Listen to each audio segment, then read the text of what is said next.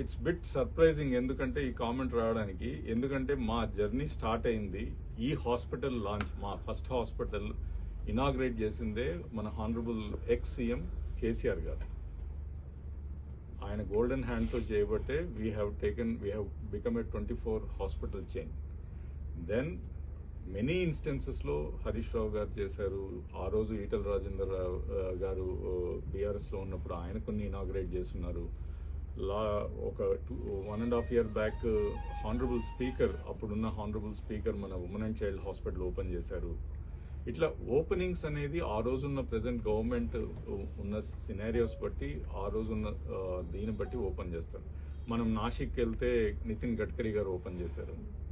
ముంబైకి వెళ్తే దేవేంద్ర ఫడ్నవీస్ గారు ఓపెన్ చేశారు. పూణేకి వస్తే శరద్ పవార్ గారు ఓపెన్ చేశారు. కర్ణాటక బెంగళూరుకి వస్తే డీకే శివకుమార్. ఆ రోజున్న ప్రెసెంట్ గవర్నమెంట్స్ వాళ్ళు they are the prominent leaders కాబట్టి మనం వాళ్ళతో ఇనాగ్రేట్ చేయించడం అనేది ఒక ఆనవాయితీ. రీసెంట్గా మనం మెడికవర్ క్యాన్సర్ ఇన్స్టిట్యూట్ వైజాగ్లో ఓపెన్ చేస్తే మన Rammurthy Naidu garu honourable civil aviation minister open చేశారు.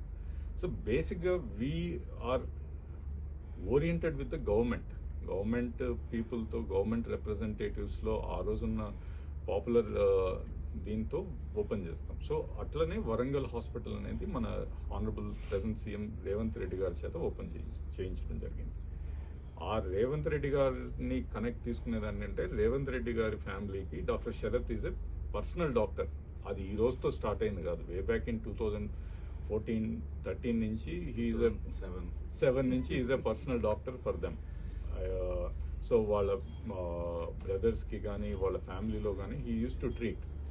ఆ ఉద్దేశంతో మనం వెళ్ళి ప్రజెంట్ చేయడం జరిగింది. సీఎం గారిని రిక్వెస్ట్ చేశాము, సార్ మీరు వచ్చి ఇనాగ్రేట్ చేస్తే బాగుంటుందంటే ఆయన 100% అడిగారు what is the size of the hospital, ఇది పేషెంట్స్కి బెనిఫిట్ అవుతుందా, లేకపోతే ఇది నిజంగా ఫస్ట్ కార్పొరేట్ హాస్పిటల్ వరంగల్లో అని చెప్పి మనం ప్రజెంట్ చేస్తే then he accepted that invitation and has come and inaugurated. So దీంట్లో ఏమీ పొలిటికల్ ఇదేం లేదు.